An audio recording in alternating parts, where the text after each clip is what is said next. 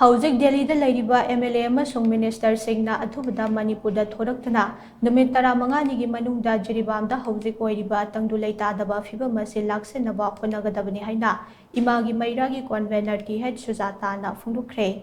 Delhi Maitai Coordination Committee Amkil Imagi Meira amate Khwairambat Ima Kaithal Joint Coordinating Committee for Peace na sinduna Manipur Press Club ta pangthokpa paugi mifam amada wafam asi phongdokladuna mahakna makhatana hai Churachandpur da thokiba thodok adude khangogdana haurakpa thodok amani haina laurabaso Jiribam da thokliba thodok aside hanana thoklakani haiba khangduna leirabane Tha asigi tarukta sarat kauba miyoi ama yamna tamkina hatkiba thodok adu taraina lawba yadaba thodok amane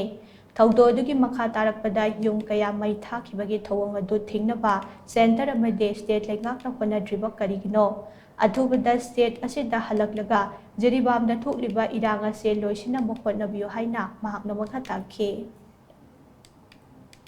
Jiri Delhi ba praja khudimakta so khoi request taujari sini akhoi su sonda angamba sakti praja me anga manaraga hona jage lamdo thadok piganu lamdo ko le si akhoi su sida security ki direct tawna bo chang na hona ge mai grad 75 tuni yaga dori braba helicopter da khara thajali bo tuni ya dori braba kari no mo na to plan se hat ke phula hoi na haire da sangal lam pa am da phula hoi ma sa tawron bai tha to na wai sang na sumai sum ta hanong mana am hat akhoi ma se nu sina da se moi na sum thon mane ba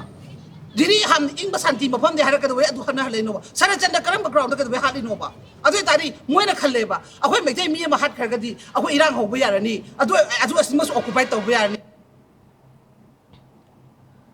Paugi mifam aduda sarukya khiba Amkil gi president Ima El Nganbi na hai Churachandpur amasung more da leiba Maitai sing takthokhraba mato Jiribam da Leiriba Maitai sing amuk anthokna bohanariba Kuki narco terrorist sing state lengak asida mapung fana thingnagadabane mafam aduda Leiriba Maitai sing Assam Rifles na khondokliba ase khudakta lepkadabane Jiribam da nongmai kapa haurakhiba matam aduda mafam aduda Leiriba security force sing kari tawduna Leiriba no haina so Ima Nganbi na hanglakle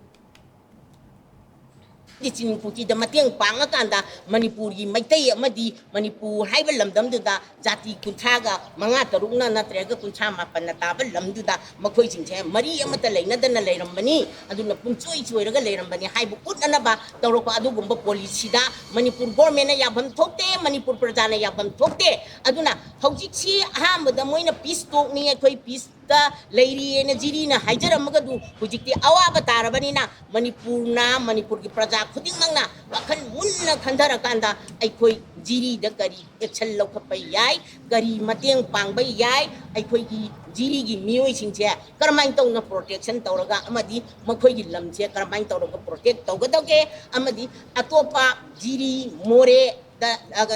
khoi gi Churachandpur da Leiriba mioi singchi lamjina karmain tawbano haibase aikoi chana khut samjannarakanda khut makakang pulat na thangdan minarakanda aikoi chap chaba hak tanba ama changi